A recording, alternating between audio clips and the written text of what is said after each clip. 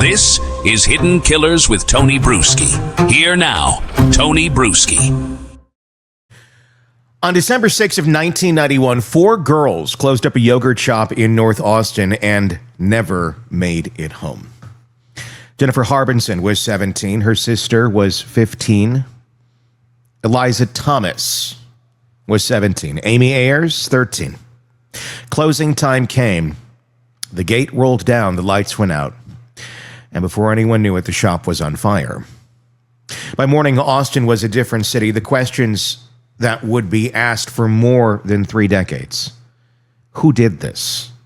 Hung in the air like smoke you can't quite clear out of your lungs. We have an answer now. Investigators use advanced DNA testing and genealogical methods, IgG, to identify a single name. Robert Eugene Brashers. He was traveling, already tied by DNA to violent crimes in other states, who died by suicide in 1999.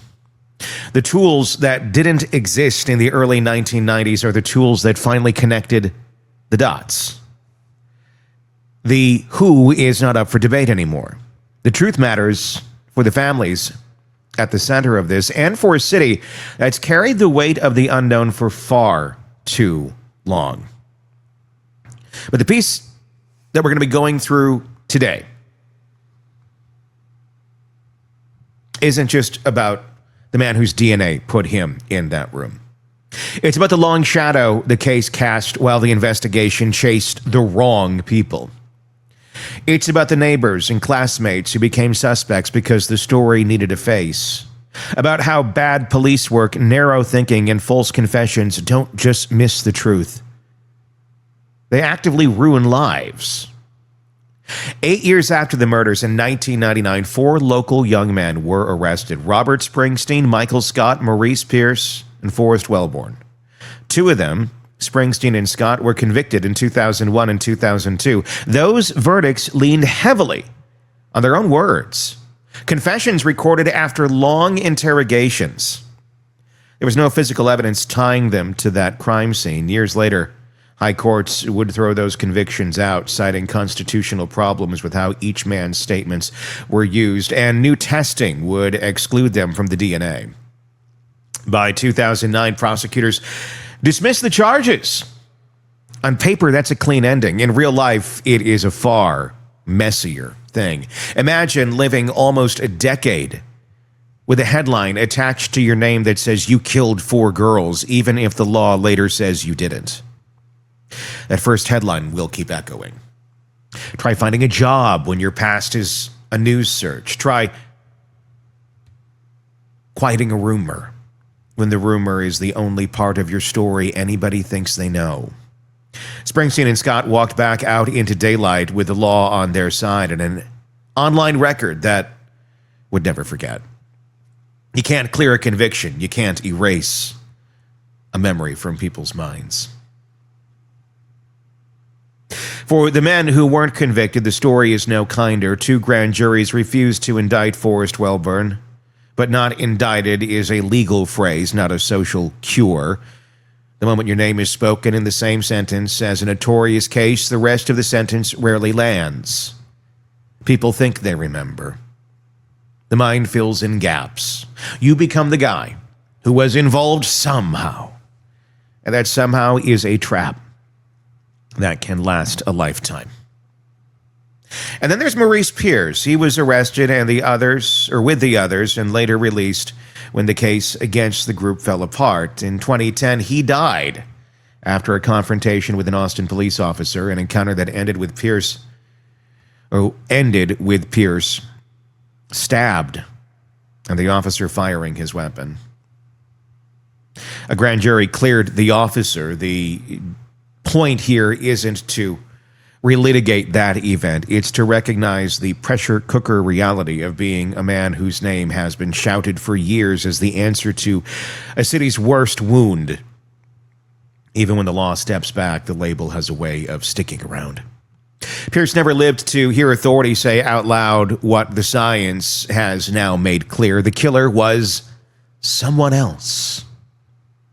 While the wrong lives were being bent out of shape, the families of Jennifer, Sarah, Eliza, and Amy were living another sort of silence. They learned to navigate a justice system that spoke in hearing dates, appeals, and evidentiary rulings. They were told the case was solved, then told it wasn't, then watched two men sent to prison in their daughters' names, and then watched those verdicts unravel when the law recognized the confessions couldn't stand and the DNA didn't match. When the charges were finally dismissed in 2009, what opened wasn't closure. It was a larger hole. The story that had held that grief in place for them. The courtroom story, it was now gone. And there was nothing firm to replace it other than another mystery. Who killed their kids? Part of how we got here is simple. The crime scene was a fire scene. Fire chews through evidence. Water used to fight the fire, that adds a second insult to what was left.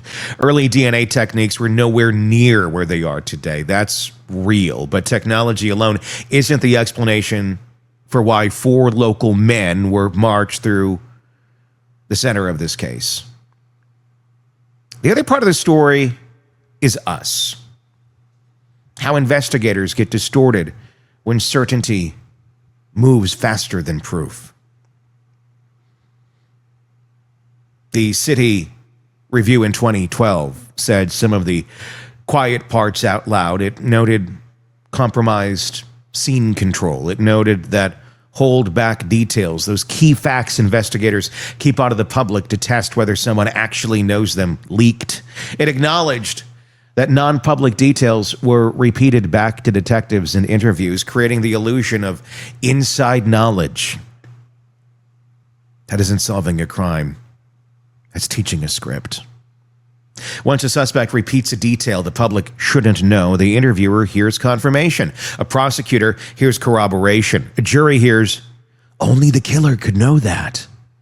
But the detail didn't come from the suspect's memory of the crime. It came from the room. Just facts of how the investigation went.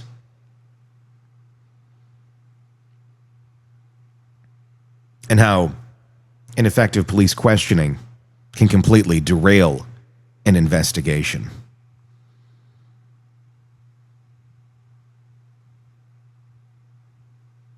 So many questions left unanswered for so many years. So many names lingering in the ether. So many reputations destroyed.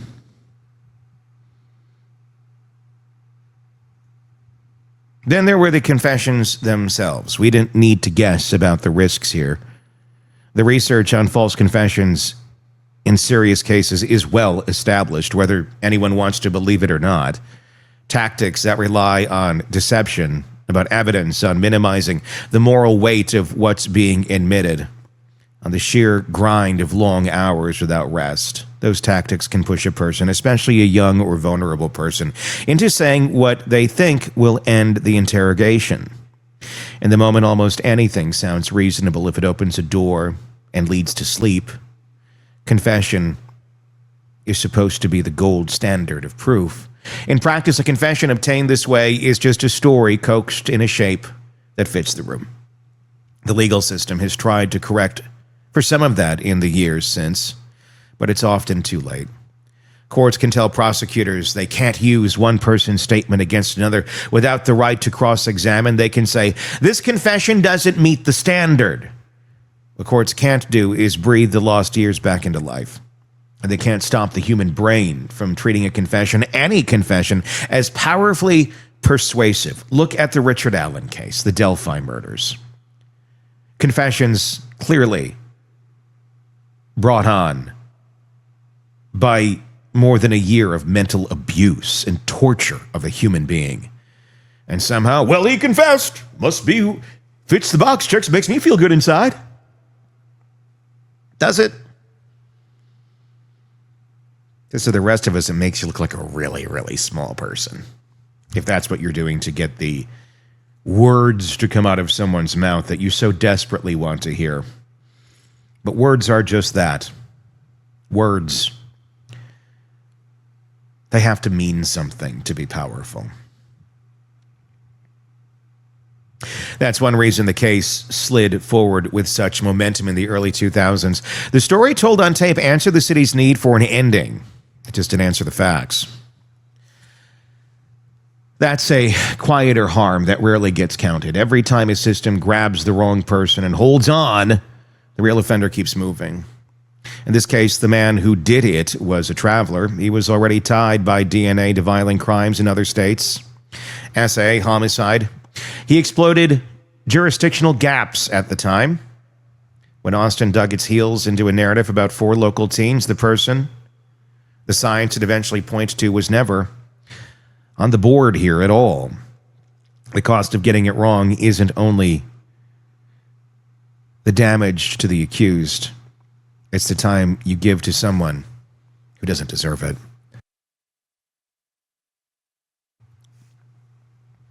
The authorities announced that DNA and genealogical methods had identified Brashers as a suspect. They did more than answer a question. They reset a record. Even with the suspect dead, that matters. It matters to the family and the families who finally get a name that isn't about the wrong men. It matters to the community that needs to know its institutions can say, we were wrong, and mean it. It matters to the men who carried the weight of this case for years, whether inside a prison or out on a sidewalk trying to build a life around a past they couldn't escape. What do we do with that knowledge now? One answer is technical. Update how we question people, record interviews end to end, guard non-public facts like evidence, because that's what they are. Put hard limits on session length. Stop using deception with minors. Remember that fatigue and fear don't produce clarity. They produce compliance. Another answer is cultural. Build habits that reward doubt. Require a second team to test the lead theory on major cases before anyone files charges or talks to cameras. Ask at specific points in an investigation what evidence would change our minds, and don't move until you have an honest answer. There's also repair to do. For Springsteen and Scott, that looks like formal recognition where the law allows it, and the support that follows, counseling, stability, a route back to ordinary. Texas has a compensation process for people who were wrongfully imprisoned. Money isn't a remedy for time, but it is an admission that time was taken. For Wellborn, who was named but never indicted, repair is harder. The law doesn't have a clean way to fix what public suspicion can do. That's on us, on whether we, as neighbors and consumers of news, are willing to update the story in our heads when the record changes. For Pierce's family, repair may look like something simpler and heavier. Hearing the city say without qualifiers that the person responsible for the yogurt shop murders was not the man whose name their loved one carried for years. That recognition doesn't erase what happened in 2010. It does set the record straight about the story that put pressure on his life from the start, though. And for the families of Jennifer, Sarah, Eliza, and Amy, nothing about this is tidy.